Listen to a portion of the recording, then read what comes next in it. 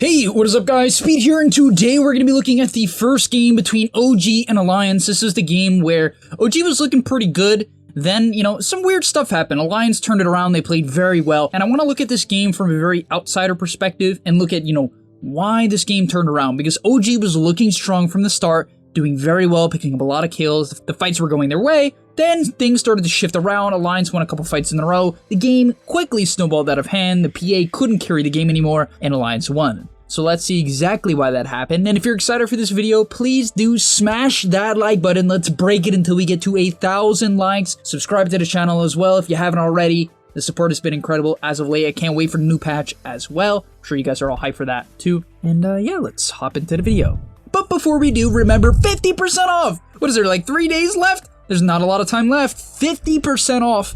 That's half, believe it or not. I know that's crazy. You're probably impressed that I could even do that much math. By the way, I post every single day. You guys probably know that by now, a lot of you. But if you're new here, welcome. If you don't know about the GameLeap website, all the content we post is not here on YouTube. A lot of it is also over on the website, and it is new, exclusive content on very cool topics. A lot of things that I know will apply to you guys. I've listed some awesome videos recently that we're making. I also just made a full Medusa course. I mean, there's so many things coming to the website that I'm excited to share with you. So for 50% off, click the link down below right now. Go sign up. And I hope to see you guys there, because I really do believe if you click that link and sign up, you're going to learn so much and gain MMR very quickly. Now, let's get into the video. So the first thing I would like to look at is a quick overview of the draft. I like doing this from time to time because I know there's definitely like a part of the Dota community that just fiends drafting videos. I'm one of them, guys. Like, I am one of them, trust me. Whenever PBD, what was it, like 3-4 years ago? TI5? 5 years ago at this point? Would make his drafting videos, oh my god, I would watch them at least 3 or 4 times each. I was that crazy. So, I know this isn't for most people, but let's get into it nonetheless. So, we saw OG go for a third pick PA, and the only heroes they saw when they picked the PA was Oracle and Earthshaker. And it makes a lot of sense in that regard. After all, I think PA is very good against Shaker and Oracle. Reason being is, in particular, good against Oracle for the most part, because you can assassinate Oracle. That's the goal there. Sure, Oracle could theoretically disarm you, but because you're a burst damage hero that, can get onto the backline very easily with your level 15 Blink Strike talent, you counter Oracle. I do believe that. However, the only problem with that is then obviously Alliance has 3 picks to counter pick you. And I think a lot of people would see this and they'd say, then why would you pick the PA so early? Why not wait to pick it here or here? Well, OG has a very clear strategy in mind, and they're going to stick to their strategy. If you don't like that, go talk to OG. They've won 2 TIs with this mentality. I am totally fine. Even I love when OG does this. They pick the heroes they think are good for the game and good in the meta and good in the current slot. Next up, OG ends up going for the Invoker, which is a common counter pick to Pugna. Cold Snap just ruins Pugna. Tornado is super good against the Crep. EMP is very good as well against the hero. So, very good Invoker pick. It's also a hero that enables carries. Quaswax Invoker is naturally an enabler of right-clickers because of Alacrity and the fact that it provides a lot of control. So these two heroes, and Invoker and Magnus and Tusk in general, all these heroes work very well together. Once again, very OG-esque. Then Alliance goes for Morphling. Fantastic Morphling game. Very mediocre lockdown from OG. It's a pause 5 Magnus. They know this based upon these picks. It could be offlane, theoretically. It could be. Right? It could be. But it's probably not. It's probably not. With how OG has been drafting, it's almost always been no-tail Magnus, and so Morphling is really dang good this game. It looks fantastic here. It's naturally super good against PA because PA can't really burst Morphling. Morphling has too much armor, and so for that reason it's good. And another thing that I like is that it's pretty good against Invoker and lane. You can lane it mid and can do pretty well. And for the last pick for Alliance, they go for a DK. Very solid pick. The reason why I like this pick is Alliance lacks stuns. Now you might be saying, Speed, but they have Earthshaker Morphling. Yes, but they lack stuns early into the game, and they lack an initiator. If you guys ever have Earthshaker in your team comp as the initiator, the hard initiator, the first guy to go in, he will almost never hit a good Echo Slam. He will never hit a big Echo Slam. You want Earthshaker to be able to go in second. That is why it's very common to see teams pick Earthshaker with a hero like Clockwork or DK, because they want the DK to just literally YOLO in, go on the first person he sees, and then the Shaker can try to follow up. Shaker loves being the follow-up. Also, Dragonite plus Pugna can kill almost anyone, same thing with Morphling. I love when you have these high DPS heroes paired with the DK. It makes a lot of sense, because then the DK stun is actually useful. Alright, so first things first, I'd like to talk about how many and what type of orbs Thompson is using. You're going to see that he's using Quaswax, Wax, Exor, Nah, but we're going to be skipping ahead. I want to look mostly at the the mid to late game in this. And the reason for that is the lane, you know, obviously there's a ton of important things, there always is, but I want to focus this game more on the mid and late because that's where the game started to shift. So right here, Alliance was currently ahead. They're 4K ahead. They had very good map control. You could see the tower advantage is clearly, very clearly in Alliance's favor. OG was never able to take the bottom tier 1 nor the mid tier 1, most importantly. And so this game was obviously going in the favor of Alliance. Now, they're able to get an initiation here. Very nice. This is the power of the Tusk plus PA that we talked about, right? Right away, boom. They assassinate the Pugna. That is the power of Magnus with a Tusk with a PA. So this is why OG's drafts work. No matter what heroes they're playing against, they can kill them because they have these heroes together and they have synergy. Also, you can even have a Solar Crest from Thompson. So that makes a lot of sense. They're also able to follow up with a nice little kill on the Hanskin over here. He goes down as well. And so the fight is looking great for OG. And this is typically why OG is so good at coming back into the games. They are very, very good at making aggressive plays, even when they're behind. And I want you guys to think about that.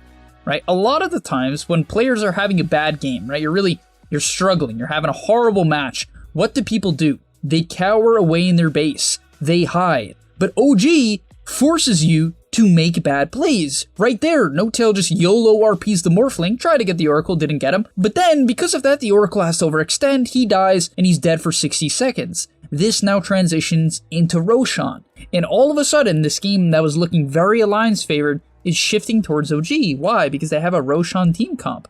And anytime you get a major pick-off, such as, I think it was a dieback on the Oracle, maybe I'm wrong, but a huge kill onto the Oracle, they can transition it into the Rosh. Now Alliance has to fight them at a Rosh. And this is the main value of Roshan that players don't understand. They don't understand that half the time, the reason why pro teams will walk in a Rosh is not necessarily even for the Aegis. In fact, OG is, in my opinion, one of the best teams at using Roshan as a bait. Obviously, Alliance does not want to give the PA Aegis, right? Because PA Aegis is terrifying. The hero can just jump the first person she sees and be happy about it. But now Alliance is like, okay, well, we kind of have to go in. We feel like we have to go in, but obviously OG is going to have that vision advantage. They've preemptively set up vision that they can fight around. So now they get a nice jump onto the Pugna, who just died a second ago, and that's the assassination we talk about, right? The crest onto the Pugna, the PA jumps with the smoke from No-Tail, and he's dead, and this is all vision advantage. This is why OG is so good. When they're behind, they still play aggressive. They get that pick off, they force you to Roshan, they put up a ward, and they trap you. They make you take a bad fight. And then, of course, to the end of this fight, this is dirty, guys. Like, whew, this is why we love Thompson, right? He's just the type of player to go for that Sunstrike, you know? He just goes for it, and he hits it. And this is where the game was actually looking in OG's favor. Like, honestly, if I'm Alliance right now, I am scared out of my mind for this PA, right? Out of my mind. The only thing I would say is, like, I feel like this Sanj was kind of meh. Obviously, his idea here is that he can just be very, very greedy, which I agree with. It's not a great PA game from a core standpoint. Like, I wouldn't personally pick PA into these three heroes, but he's going to have a very easy time assassinating the supports as long as, you know, the fights are going pretty well. After all, they have global, right? They can play around that very well. So right here is where the game does not go in OG's favor. And honestly, I'm even surprised OG makes this play. Now, I will say, okay, I fully understand why OG goes mid here. They have Aegis, they have a wave pushed in, the Morphling's dead. It makes sense. But at the same time, the Morphling is respawning in 9 seconds at this current place in time. And as you guys know, fighting at towers is the worst thing you can do, right? It's the worst. It's terrible. You have no vision. You can't see anything. Obviously, how OG wants these fights to go, at least how I would assume they want these fights to go, is that mid one instantly kills the Shaker or the Oracle to start the fight. At least that's what I would hope for, right? That's what I would try to instruct my team to do. Make a distraction so the PA can kill the Oracle. And whenever you're fighting at a tower, that's near impossible, right? Another thing I would like to say is that I think if OG would play here, I would hope they can get some sort of ward down that can scout this area. Therefore, mid one can use his 350 Phantom Strike cast range talent and kill the Oracle. But that's not what happens, right? He gets jumped on, they chip him down, and this is really good by them. The reason why this is really good in particular is because they just chip the PA down to half HP to the point where if she was to jump someone, they can burst the Aegis. They don't need to kill her though, necessarily, right? They actually just have to chip her down. Afterwards, No-Tail gets a pretty good RP onto the Pugna. Unfortunately, he has Greaves. He's like ridiculously tanky and they couldn't kill him. Because of that, the Morphling gets to jump who he wants. Why? Because the fight is on Alliance's side of the map. So if we look at it from the Morphling's perspective, he can go literally on whoever he wants, right? And because of this, and because he has an Earthshaker, right? He's turned into Earthshaker this game, there's nothing OG can do.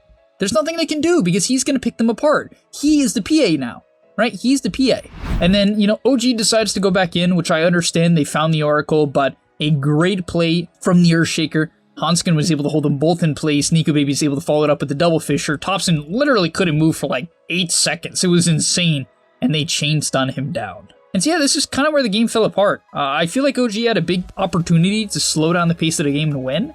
So if I was OG, I think what I would have done this game, and once again guys, I say this all from an outsider perspective. It's all hindsight, right? And they could disagree with me. In fact, I wish I could talk to them at some point. But they might disagree with me. They might say, well, we had to push that mid-tier 2 tower there to open up the map. But what I think they should have done is back up, hit some ancient camps, abuse that Empower, right? Get a little bit extra farm, maybe get the Silencer Axe, he's pretty close to it, and play around that. Then smoke back up, right? After a line splits up a little bit or whatever, then smoke back up, make a play after you shove in the waves, right? Because when they're all dead or when the Morphling's dead, they have a big opportunity to shove in the waves. They can push in the map and get up some vision. Then yeah, at this point, Nico Baby is he's not unstoppable, he's definitely not, but he's ridiculously strong. Like ridiculously strong. Honestly, I think a lot of players have forgotten about the power of Morphling Earthshaker, and when it's a good game for it, it is dirty. I'm sure a lot of us don't forget that it's dirty, but you can see he's just able to jump in here, instantly kill Thompson with no problem whatsoever. And as you can see, it's such a bad matchup for PA because the Enchant Totem gives you True Strike, yes. So for everyone who doesn't know, Enchant Totem from Earthshaker gives you the ability to never miss. And so he always has an option to deal at least 500 damage to PA when he comes out of Enchant Totem. And that's huge. It's also the ability to just stun the PA a ton. And yeah, they're just picking them apart at this point. The PA can't do anything, and there's too many stuns, right? She's just getting stunned and stunned and stunned. You can see it turns into the DK even here in case he gets gone on. It literally turns into the DK. Eventually they will have to disengage at some point or another. But another great fight from Alliance, and now they are 7k ahead. They have all the waves shoved in besides bottom, but even that's pretty far in. And what I like here is that they back up and they reset. And yeah, this is going to be the game-ending fight. Let's watch it from Nico Baby's perspective. He actually TP'd back to catch her PA, nearly finds her out on the high ground. He catches a glimpse of her TPing right there and almost got her. And just barely didn't find the catch. And Alliance does a good job of resetting and backing out. Now, of course, with OG seeing that play, they actually move out of the base and hope for a pickoff. But Alliance has a great ward down, and they actually scout out this OG rotation. So they know OG leaves the base here, and so they go from trying to pick the PA back off on their side of the map and run back. And because of this, OG assumed, they're like, oh, Alliance is on their side of the map. But they get back super quickly. A huge ranged Fisher comes out from Nico Baby. He picks up the kill on the Thompson. If I'm not mistaken, that was a dieback. He's dead for 100 seconds. And this game it's not over, but it's pretty close to that. You can see the chain stuns are ridiculous. They can't move. Soxa tries to get out. They try to RP him into the base, but it wasn't enough. And that's where the game ended. So I hope you guys enjoyed this analysis. I know it was more on the advanced side. Like a lot of the things I'm talking about right now, they can be very hard to apply to solo queue, but a couple of the tips I would give that maybe can be a lot easier to digest and implement ASAP are just not pushing towers like OG did. I really do believe if you have an advantage, it is good to push if you have the right heroes. For instance, a Lion has a Pugna DK this game. It's very easy for them to siege, it's very easy for them to walk up. But OG has a PA, and I feel like it would be better off if they only siege after a pickoff, right? They more so play around that hero's strength, which is Assassination. After all, it is Phantom Assassination, that is her name. But yeah, definitely consider that. Also, another thing is vision. A huge portion of this game is vision. The reason why Alliance was able to win these later fights is because when Nico Baby went back to catch the PA and didn't find her, it didn't matter. Because they saw OG coming out of the base, they knew that OG was making that play, they got that information, they quickly shift back to the other side of the map, and find OG managing to pick them off. So thank you guys for watching, I hope you enjoyed, and I'll see you in the next one. Peace! Before you leave, just want to say a quick message. If you're trying to get better at Dota or you just enjoyed that video, I know this is pretty general, and you're going to hear this quite a bit from me, but I recommend you sign up to GameLeap.com. Why? Because I put a lot of effort into the content over there, and generally the effort I do there is different from the content you're going to see here on YouTube. It is different. In fact, I usually go a lot more in depth on topics or into niche topics that help you get to the next level even faster. Because on YouTube, I often have to keep it more mainstream, and that's even why I'm putting it at the end of this YouTube video. That's why this is at the end, because a lot of people just watch 5 minutes, they skip through just for like the dopamine spike. But if you are interested in actually getting better at Dota, I recommend you go to the description down below, get your discount right now by clicking the link, sign up, use the discount code that you're going to see there, and I hope to see you there right now. So click it, and yeah, thanks for watching.